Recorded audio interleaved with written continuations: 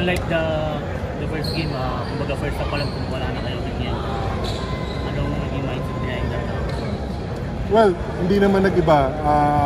We really wanted to approach this game as, yun nga, we wanted to respect St. Clair for a lot of reasons. And sabi ko nga sa team, we've played this team for lots of times during the preseason and they always give us a good fight.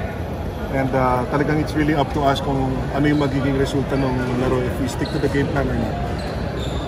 Coach, first straight finals na being sinagilid for it's where we want to be, but yun, games are, you know, yung tulad lang ng nilaro ng San Pedro and CEU kanina, ang ganda ng basketball nila. It's really beautiful basketball to watch. Just coming from an outsider, not as a coach, but there are games to be played. Hindi naman kami nag-champion ngayon eh. We still have to win 2 games to win. Coach, kumusta yung marami kayo dito? Sorry. Yung juggling up ng team.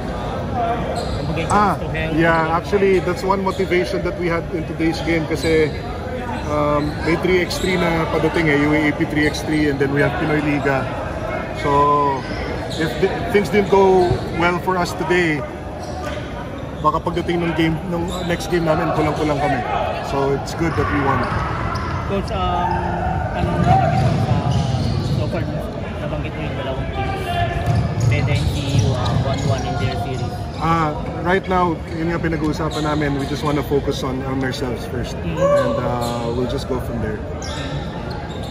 Coach, gano'n kalaki lang na yung mga second stringers nyo ang gaganda ng performances game?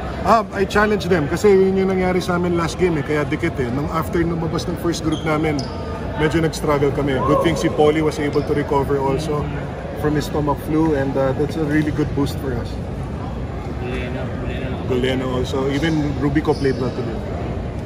Coach, nasabi nyo nga, juggling up between leagues sa August, compete kayo sa Korea. Yeah. Ano ang expectation? Sa Tokyo. Ano ang expectation siya doon?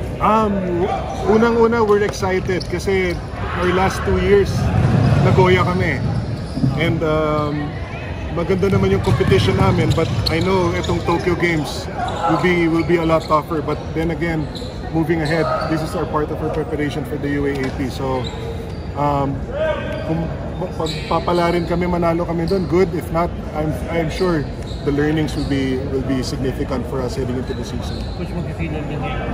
Feel oil din, yes. medyo puno talaga. Pero si KQ, kailan ko sa start? So, he's been joining us, naglalaro siya sa Pinoy Liga. And then Phil Oil, full lineup kami. Sila, nasa Pinoy Liga rin sila. Pablo, Baclaan, and Cortez sa Pinoy Liga.